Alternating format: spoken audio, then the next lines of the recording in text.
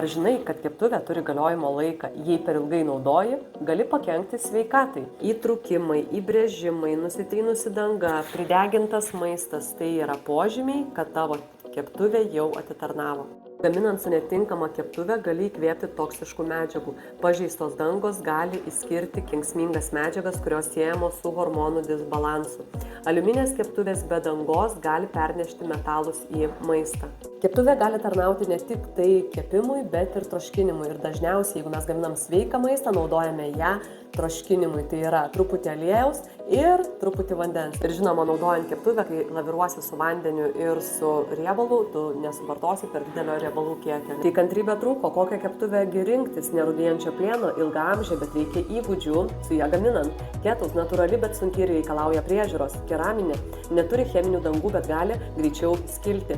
Tefloninė neblogas variantas, jei be PFOA ir nepažeista. Bet svarbiausia yra ne kokią keptuvę įsirinkti, ne kokia jinai brangi turėtų būti, bet svarbiausia, kas kiek laiko jums reikia atnaujinti keptuvę.